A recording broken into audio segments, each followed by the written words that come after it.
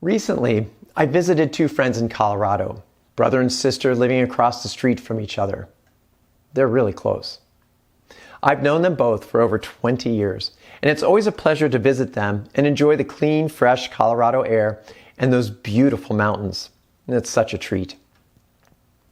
On this particular visit, I have the pleasure of spending the evening with their community, about 13 of us in all. We share a meal in the backyard, potluck. So it's a smorgasbord of unique recipes, delectable and for me, exotic tastes. As dinner around the picnic table winds down, I head for the small fire to warm my hands. I sit alone in silence, staring into the fire. You know how that goes, right? It's a meditation, watching the fire dance. Eventually another person meanders over and sits down across from me, and then another. Conversation around the fire gets more intimate, even metaphysical. We don't talk about weather or the latest YouTube videos we watched. We talk about life, philosophy, and stories. As we share and laugh, I think this is how we've shared wisdom since the dawn of humanity. Around the fire. The fire makes us sit in circle, no hierarchy, sharing the same source of heat. We see flickering light dancing on faces in sharp relief to the dark of night, like spirit beings gathered in an ancient ceremony. Stories entertain. They make you think, ponder that meaning of life. You are engaged. A well-crafted story makes you lean in because you're in that story. You experience the struggle, the search, and the glorious victory at the end. You walk away energized.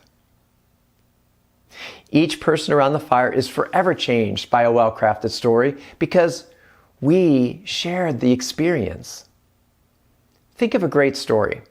Maybe a movie you saw or a book you read, or maybe it's a story from a parent or mentor. It's probably great because at some point you found yourself in their story and wisdom was exchanged.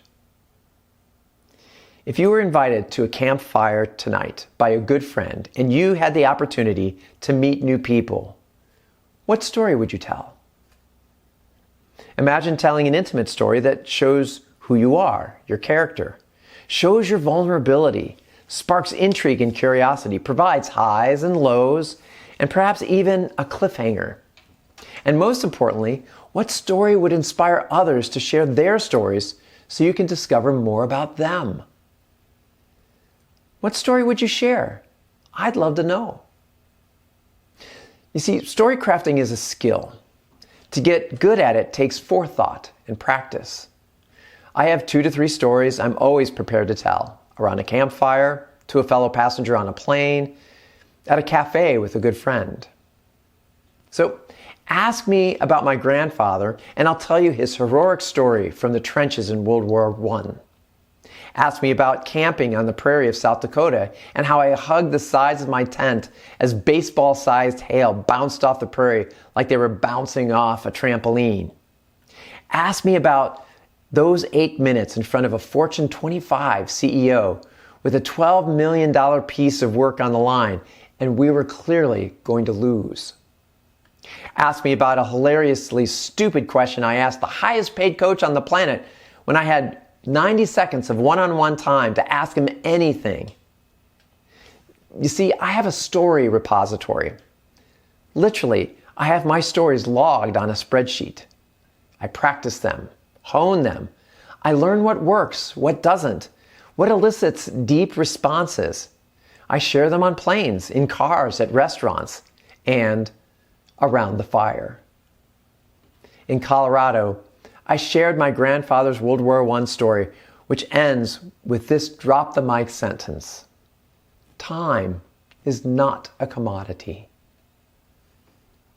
A good story takes time. Hone your story crafting skills. Pay attention to the extraordinary stories unfolding in every ordinary moment. Store your stories so you can access and recall them to fit the right story at the right time. And most importantly, share your stories.